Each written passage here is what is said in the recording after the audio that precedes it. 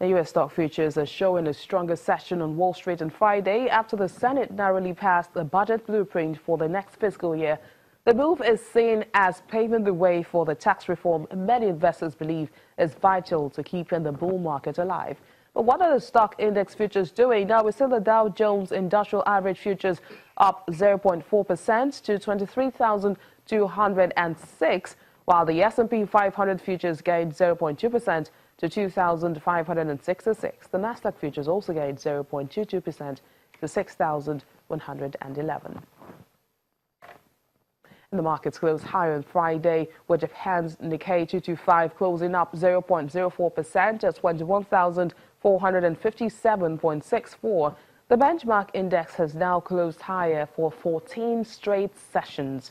Across the Korean Strait, the Kospi edged up 0.67%, closing at 2,489.54. Down under, the S&P ASX 200 climbed higher by 0.16%.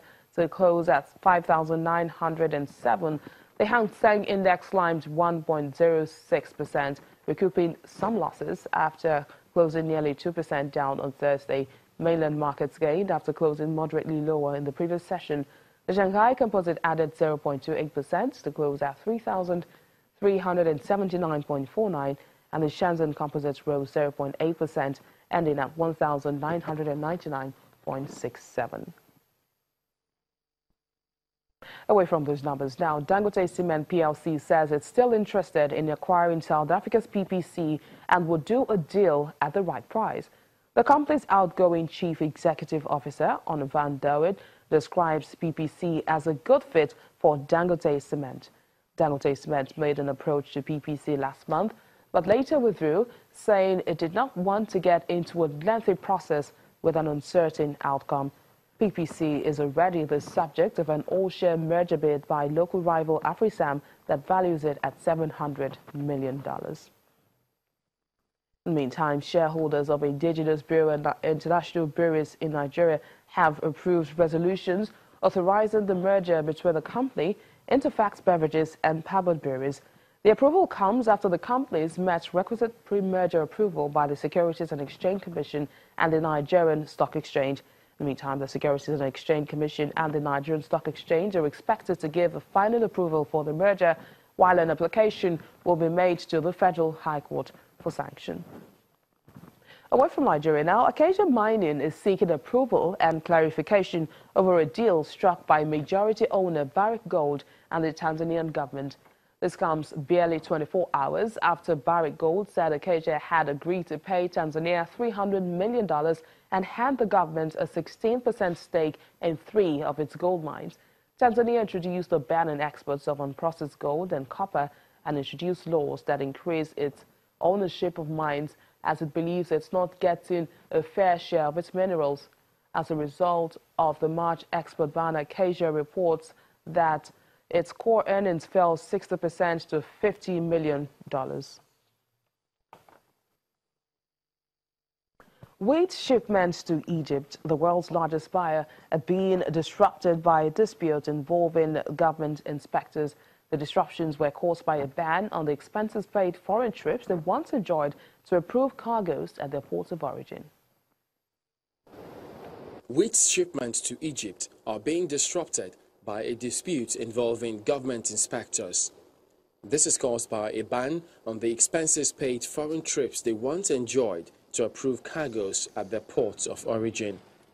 Those trips, funded by exporters, have been cancelled as part of Egypt's efforts to streamline imports worth more than $1 billion a year. Traders say the new system has backfired as inspectors are now rejecting cargoes at Egyptian ports on arbitrary and unpredictable grounds. I want to ask why we have been importing wheat in Egypt for more than 40 years. The same wheat, facilities and everything else. Are the current group of the agriculture quarantine one of a kind? Have they been able to find diseases that were undetected for 40 years? It is illogical. We have 2 problems, the agriculture quarantine and the contradiction within it. There are very professional people within the agriculture quarantine, but there are those who are looking for mistakes. Today, if they do not like the importer, then the ship will fail. They will look for insects or insect parts. But since January, when the new inspection regime came online, inspectors in Egypt have subjected nearly all shipments to costly processes at Egyptian ports before approving them, which adds tens of thousands of dollars in costs. By applying higher standards to grains upon arrival, inspectors are driving up costs in a bid to undermine inspection companies that replace them abroad.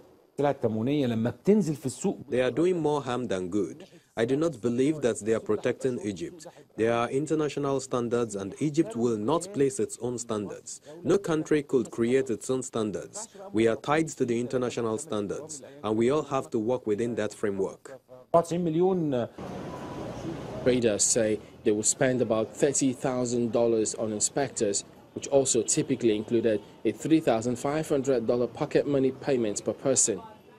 One trader said the money paid to inspectors could equal their annual salary. But having lost their travel benefits, the inspectors are making their presence felt.